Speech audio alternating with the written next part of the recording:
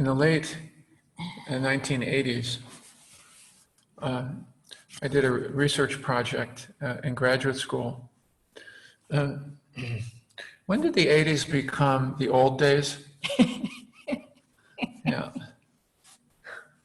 In the old days, in the 80s, I did a research project, and my research project was how meditators, in particular mindfulness meditators, understood or understand what it means to make progress in meditation. Isn't that a cool project? Isn't it cool that I found some professors that would actually go along with that in the 80s? That was the project, actually, because it wasn't cool then. I remember in graduate school, there was only one other person who'd had any experience with meditation at all. And this was, all therapists, forget it, hadn't even come to the field really much at all in the 80s. And he was somebody who lived up on the northern Vermont border and had 2 wolves for pets. He was a wild child. But now we all know so much has happened, but in the 80s, not so much. But I did my project on this, and I got to interview meditators and see what I could see, what I would find through their experience, a qualitative study. And what I found was that just regardless of age, a few factors, a few criterion there, regardless of age, gender, profession, age at which people started meditation, one common thread throughout was that everyone approached meditation at the beginning in a kind of with a striving orientation. What I mean by that, people would say, yeah, I really came to it, and I thought if I really pushed hard and I worked hard, that I would be able to leave certain parts of myself that I didn't like behind. I believe certain parts of myself meditation would finally be the thing that would help me get rid of the parts of, basically certain parts of myself. Yeah. But the orientation was not just that went in there with a wish. They went in there with a wish and a push.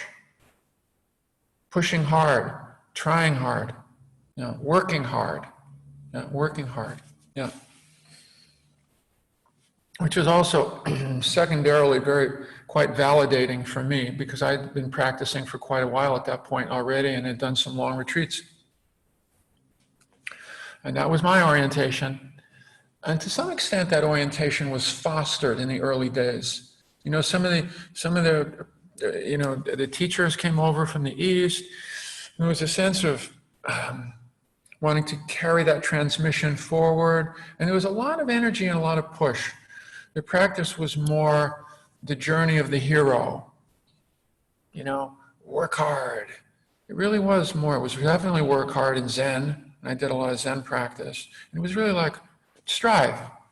Yeah, that's strive. That is the way to go. So that message was reinforced. There was no self-compassion taught. Zero in the 80s and in the 70s. Zero. No sense of softening. No sense of really accepting in a big way. Not really. It was more about push. More about push. It's not. Lots changed. But still, there's a lot of striving in practice, isn't there? For a lot of us. And maybe it's not quite as dramatic. Maybe it's a little bit more subtle. But it's a very common wish that we bring into meditation, that maybe this will be, part of the answer. And part of the answer being to get away from some stuff. Yeah, I know I'm moving towards something, hopefully. I don't know quite what that is, but certainly part of it is I want to get away from some stuff here. And in that position, there's a poignant paradox right here. In that position, as I close my eyes to meditate, there's already a sense that something isn't quite enough right the way it is. right now. Yeah, I want to be in the present moment, but I don't really want to be with some of what's here in the present moment. But if I could get rid of some of the stuff that's around here, then maybe that would be better. That's what I want to do.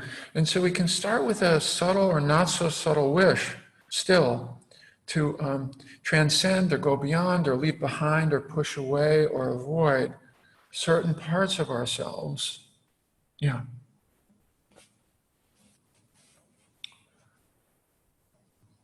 And I'd like us to look at that a little bit this morning in our practice.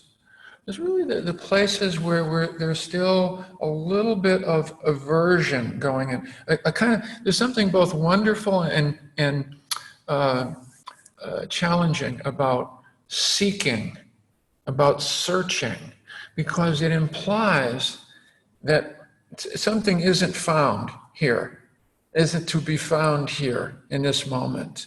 It's to be found at some later time after I've cleared out the underbrush, after I've fill in the blanks, you know?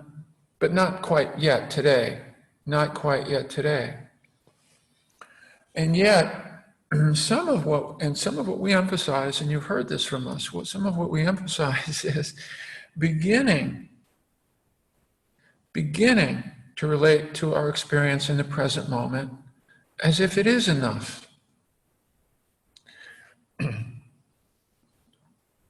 Now, we're still orienting toward more ease of well-being, as we'll say, more ease of well-being. We're orienting toward a little bit less stress and a little bit more ease of well-being. But we don't do that by striving or by willpower or by casting stuff out.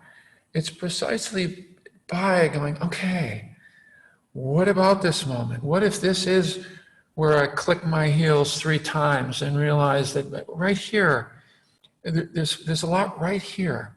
And part of the issue, part of the struggle is precisely the not wanting certain parts of myself to be here, of not liking parts of myself, of wishing those things would go away. That's part of where the dukkha is, which is why we emphasize welcoming, as if each thing, as if it was one ecosystem, as if each thing had a right to be here. The way I orient to it, the way I hold it, I want to change the way I'm attending to what I'm attending to, with a little bit more kindness, with a little bit more spaciousness, with a little bit more welcoming, with a little bit more ease. So it's not that we're doing nothing, but we want to ease off the striving and the pushing and the subtle not liking what's going on here to, oh, here's this thing that I've always turned away from. Here it is. Oh.